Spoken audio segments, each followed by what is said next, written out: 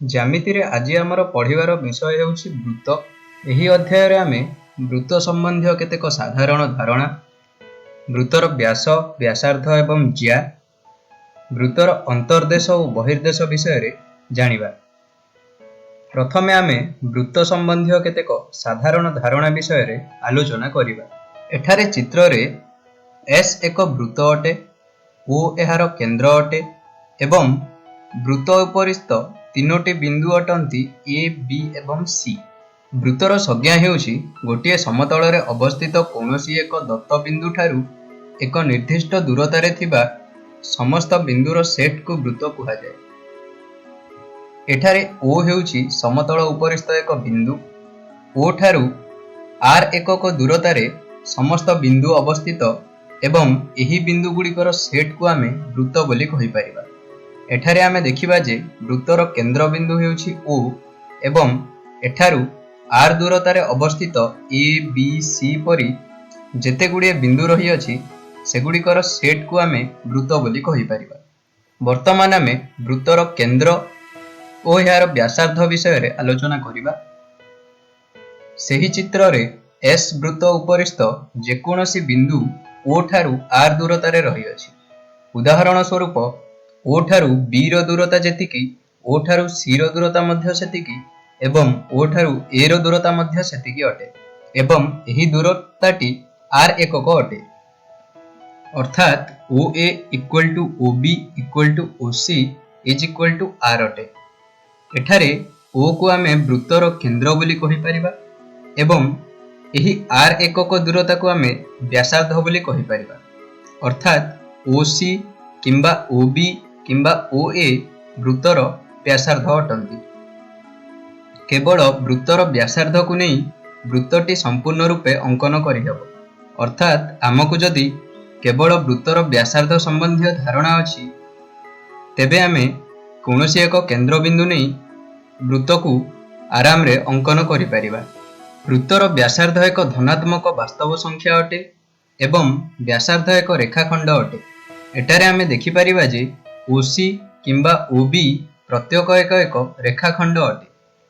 चित्र रे जदि ओ ए इक्वल टू 2 cm हुए तेबे अन्य एक व्यासार्ध ओबी तथा ओसी मध्य 2 cm हबो। कारण आमे जानिछु जे O A is equal to OB is equal to OC अटे। एठारे ओ ए, ओबी एवं ओसी वृत्तर व्यासार्ध अटंती। वर्तमान पिला माने आमे वृत्तर व्यास एवं एहार ज्या संपर्क रे पढ़िबा। ज्यार संज्ञा हेउछि वृत्तर दुईटी पृथक बिंदुर संयोजक रेखाखंड को वृत्तर ज्या बोली कुहाଯାଏ। व्यासर संज्ञा हेउछि जेउ ज्या उपरे वृत्तर केंद्र अवस्थित थाए सेही ज्या को वृत्तर व्यास बोली कुहाଯାଏ। चित्र रे एसी हेउछि वृत्तर व्यास कारण एसी ज्या उपरे वृत्तर केंद्र ओ अवस्थित अटे। एठारे आमे अन्य एक जिनिस लक्ष्य करि परिबा जे व्यास सर्वदा व्यासार्धर दुई गुण अटे। अर्थात AC equal to 2 into OB किंबा AC equal to 2 into OC किंबा एसी इक्वल टू 2 इंटू ओए हेई परिबो।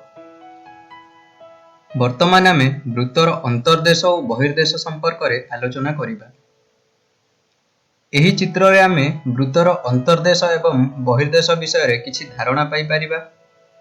साधारण रूप रे कहिबाकू गले वृत्तर भीतर पार्श्व रे थिबा समस्त बिंदु को आमे वृत्तर अंतर्देश बोली कहिथाउ एवं वृत्त बहिस्थ समस्त बिंदु को आमे बहिर्देश बोली कहिथाउ।